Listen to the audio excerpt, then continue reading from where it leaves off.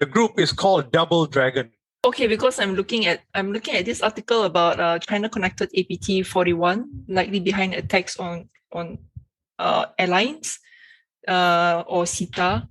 And then what I'm hearing also is you guys are talking about how some Malaysians may be involved, how there's like what's happening here? And then now you're saying also there's Double Dragon. What's all the connection between all of this?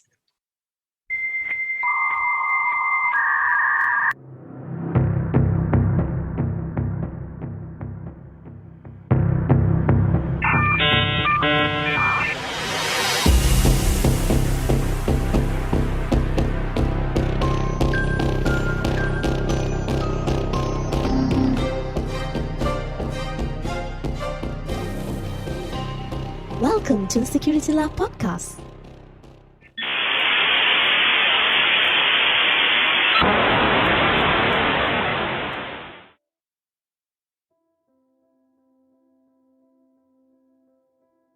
Okay, so Double Dragon, aka APT41, aka Barium, aka Winty, aka Wicked Panda, aka Wicked Spider, aka Bronze Atlas, aka Red Kelpie, aka Backfly. Wow, they have so many names, right? They have been attributed to China as a advanced persistent group. Now, this group has been having a run-in with a lot of Asian countries because they focus on espionage as well as individual financial gain. So their modus operandi is, if I can make money, I make money. If I can't make money, then let me do some espionage and find out further information. The initial report on APT41 shows that they targeted telecommunications specifically in Malaysia, Singapore, India, Indonesia, and a few other countries around Asia. So which means that they've been actively going around hacking all these operations within Asia. So Asia seems to be one of their huge AKA customer base. What are some of the common tools, or is there any patterns in the tradecraft? They like to use passive backdoors as compared to the traditional one. So the traditional one is you have a port open and you gain access to it. Passive is slightly different. It's already pre-connected back to the server and you already have access into whichever network there is. This technique is especially useful, especially when you have network address translations. So network address translation essentially is you have all these multiple computers behind a single gateway sharing one single public IP address. So as a result, you can't map your TCP ports directly out because there's a translation that happens in the gateway. When you use passive connection, what happens is an infected machine connects outward into the hacker's command and control server, which means that once this machine is quote unquote owned, it establishes a connection to the C2 server. And from the C2 server, you can issue commands to this machine and let it execute whatever you want it to execute. And how the clients get infected is the usual means is spear phishing emails. They go into sites like LinkedIn, identify who are the staffs, harvest their email address through forums and all other sites, send them targeted emails with malware-ridden Office documents or PDF documents, and from there try to gain a foothold into the organization. I know that they have been charged in connection with more than 100 victims globally. But recently, there is an incident with them on live streaming. If I recall it correctly, I read that it's something called BioPass Rat. That's a malware. Yep, you're absolutely right. It's a RAT. So RAT is a remote access Trojan. This group, they customize their tools. So there are some groups which what they do is they take something that's already out in the open. Say a security researcher builds a rat, poison rat example, right? Now, when you use that, you can't attribute back into a specific group because many other groups may use poison rat as well.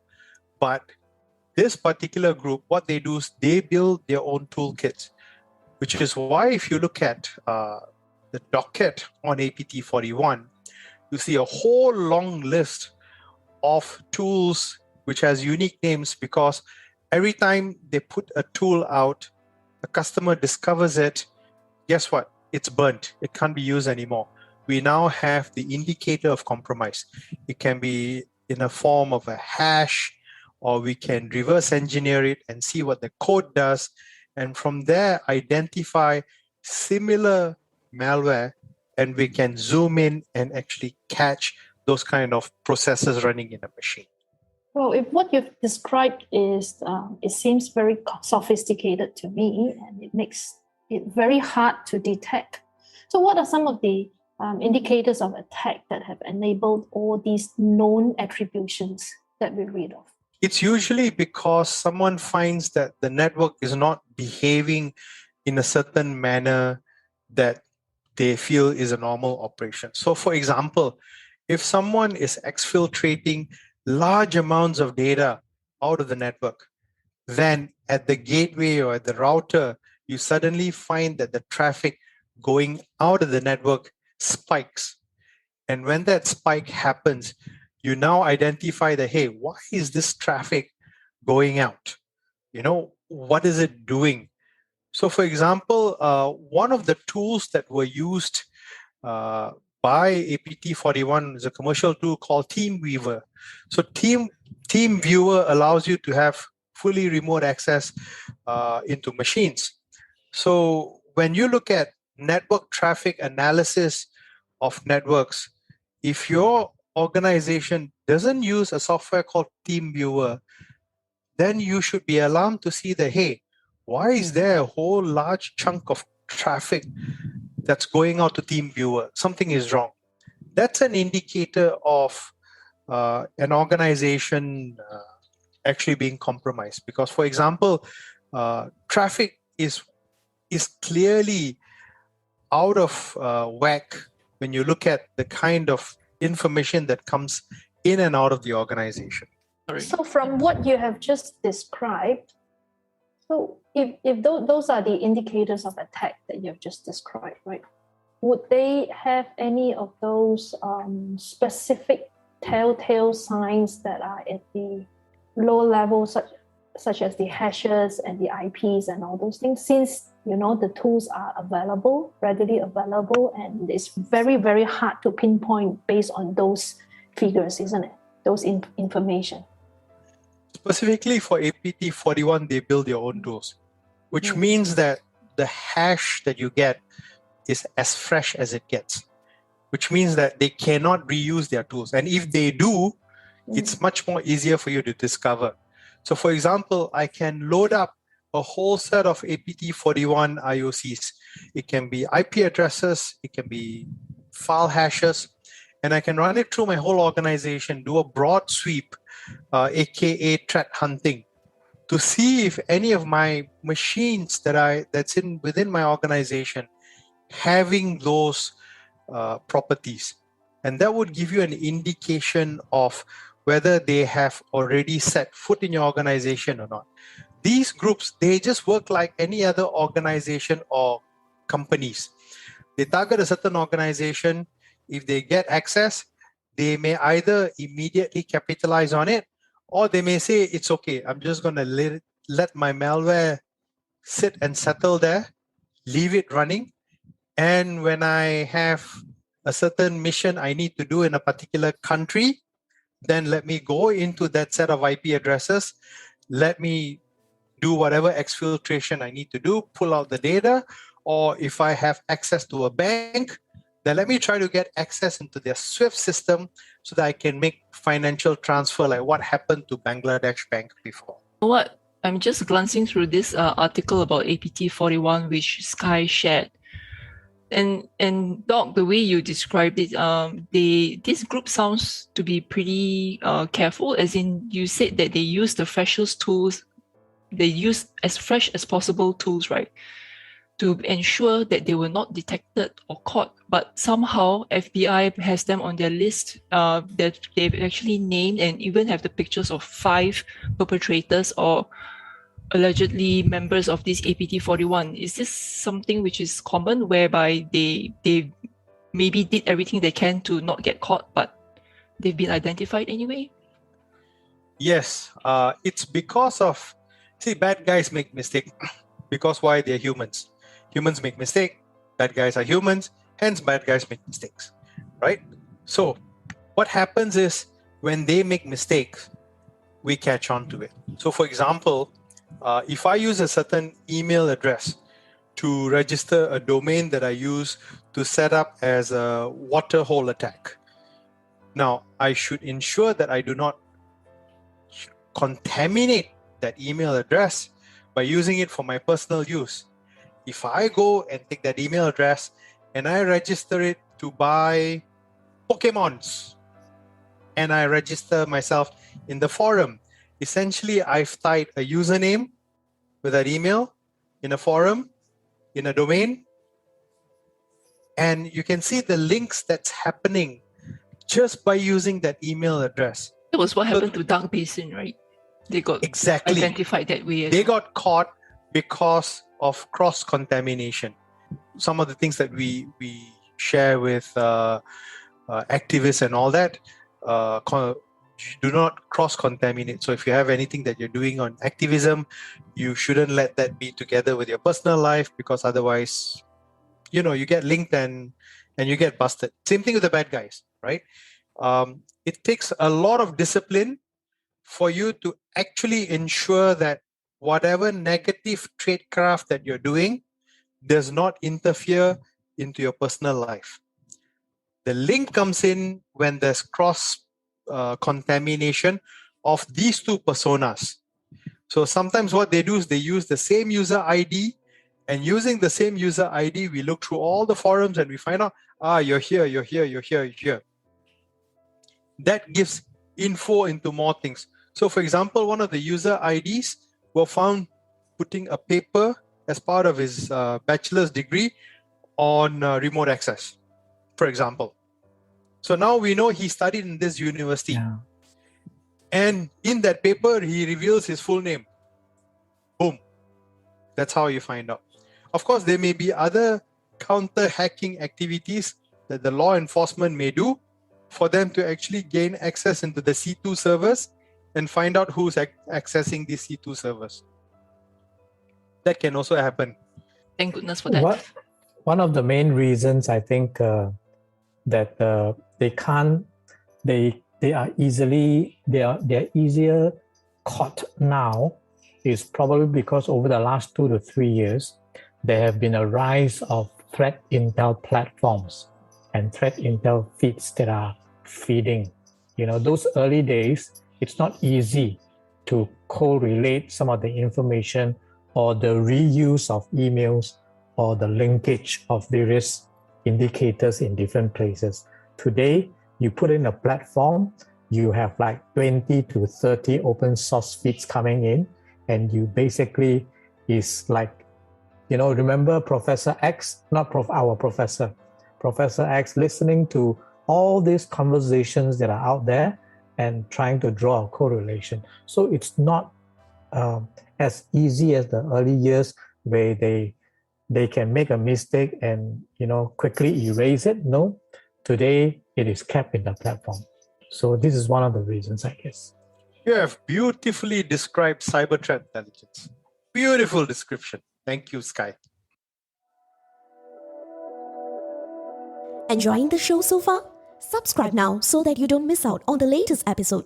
We are available on Spotify, Apple Podcasts, Google Podcasts, and many other platforms. Visit podcast.securityla.asia to get the links to subscribe.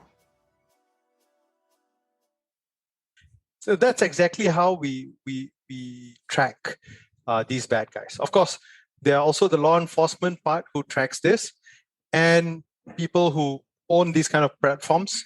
There's a number of them. They have access to this information, and based on this information, you can load this up in as indicators of compromise. You can then do a threat hunt in your organization to see if your organization is affected. Okay, I have a. You mentioned about somehow the use of technology that helps it and threat intel platforms that makes it easier to identify and see the linkages and relationships between different attacks and all that, right? But conversely, the same can be said for the bad guys. They can actually automate their processes and their operations. So do you, maybe in the case for APT41, they did not do so, but the time may come when the bad guys do so. So how do you see, how you foresee that panning out? I'm very sure they already have access to tools. For example, the malware that they create has evasion techniques specifically for certain antivirus or EDR or MDR or XDR or whatever you call it, asterisk DR, right? They can buy these commercial tools and they can test it out in their labs, test out evasion techniques, and actually built it into their software. They are already doing it today. That is why the good guys, when we publish indicators of compromise, we use something called the traffic light protocol. So essentially, traffic light protocol is red, amber, green, and white. White means consumable for everyone. If you're sharing an information under TLP red, it's only meant for the recipient, which means that someone has found certain new IOCs that are very fresh, but they don't want the bad guys to know. So it's only shared within a certain level of group that is highly confidential. And this group keeps that information so that they can track and see if the bad guys are in their network without the bad guys knowing that the good guys are onto them. You see, it's an interesting conundrum because I've worked in such organizations, and one of the decisions I have to make is that I know these bad guys are here. Number one, do I boot them out immediately and restore sanctity to my network? Or number two, do I observe, see what extent that they have gone to, and then build in the kill switch? Most often, a lot of organizations will say, get them out now. But the problem with that approach is that, yes, you are killing what you see, but you don't know what else that they have access into. Exactly. You close one door, there may be 3 other doors that are open. Yeah. Which is why a lot of organizations need to have that patience, that perseverance to say that I want to see how bad the situation actually is. Instead of jumping into the fray and saying, yeah, let's kill this off and let's get it done over with. Yeah. You will miss that 3 doors that are open if you only catch this one. Yeah. And the only way you're going to know that these 3 doors are open is if you observe what the adversaries are doing. And the one thing that I'd like to promote is that today, being blue team is actually very difficult. Dealing with all these APT41 guys is not going to be easy, right? But the problem is we are making it easy for them and we are making it expensive for us. You know why? They can come into any networks. They'll just go hop onto any other machines. Boom. They're straight into your core. We don't have technologies that we put in today like decoys or a dumb machine where we want them to attack that machine. And when you do, I know you're an attacker and I know who you are. So these are what we call as honeypots. Yep. I can embed a credential into an Active Directory login script and I just comment it out so it doesn't work. Any attacker who's going to go into the network, the first thing they're going to see is, they're going to be logon scripts in the machine. Let me go and harvest some credentials. And the minute they fire that, you know they're in the network. You can zoom in and you can catch them. The problem is we spend too much of time trying to put a huge wall in front of us, whereas we don't put all these honeypots in the network for us to be able to nail them inside the network. No. Because the thinking that you need to put into this process is they are in your network today, right now, jumping between machines. How do you find that out? Well, That's the kind of mindset that we need at the blue team level, at the defense level, in order for us to say, okay, now I'm going to make it difficult for the bad guys because they won't know which is a legitimate machine, which is a honeypot. And if they step on the wrong machine, kaboom. It's like those landmines that you put in the Vietnamese War. If you happen to walk on the wrong side of the forest, you may no longer be alive. what do you think, Sky and Prof? To me, it sounds like the art of war, cybersecurity version.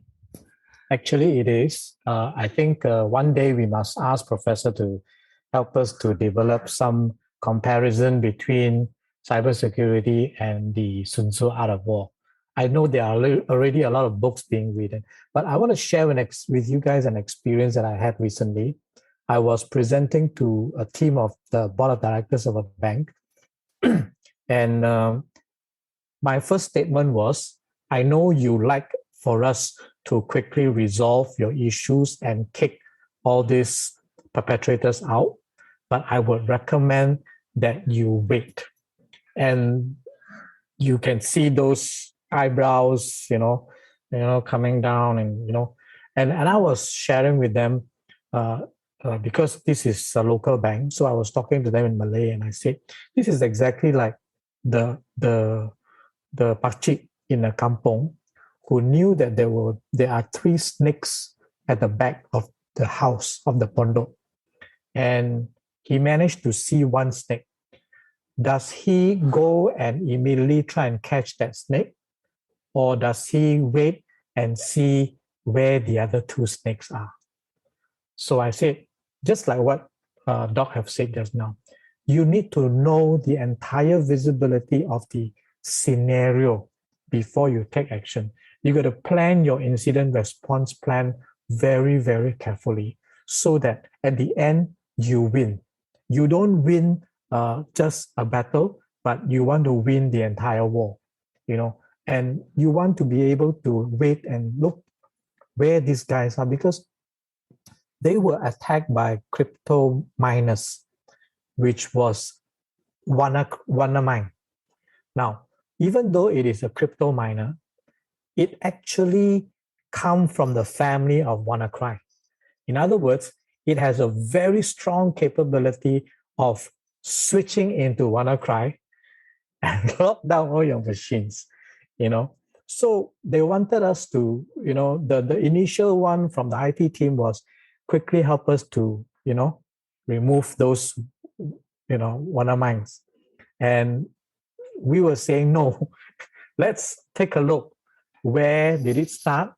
Where was the source? Is there any flawless process that we have missed out? We need to highlight all the issues. So the whole thing about all these APT attacks are, when you are hit, you need to be able to have the visibility of the scenario, crafting out a proper incident response plan before you go in and take the fight to them. Because otherwise you'll get into a battle that you cannot win, and it gets worse. Sun Tzu Art of War says that you go into a battle knowing that you will win. Yeah. Otherwise, do not go into the battle. Correct. So I think the lessons learned here was, for me, we need to know who we are up against, what we are up against, and what's the current scenario of the battleground. Otherwise, going and jumping into it. I've seen many players, even cybersecurity organizations, going in, and they just say, hey, okay, you've got 3 machines locked down. Let me come in and help you to decrypt and work on these 3 machines. And I say, hey guys, you're doing it all wrong. You're trying to put off the fire, but there could be little flames all over the place. Yeah, I think you summed it up very well, Sky. The feature of APT41 that made it interesting into this podcast was because they were targeting Southeast Asia specifically. And we wanted to bring to light the activities of these group and to give our listeners a perspective into how this group operates and for you to gain further information so that you can better protect your own organization.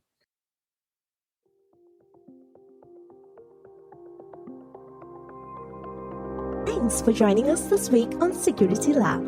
Make sure to visit our website at securitylab.asia, where you can subscribe to the show in iTunes, Spotify, or via RSS so you'll never miss a show.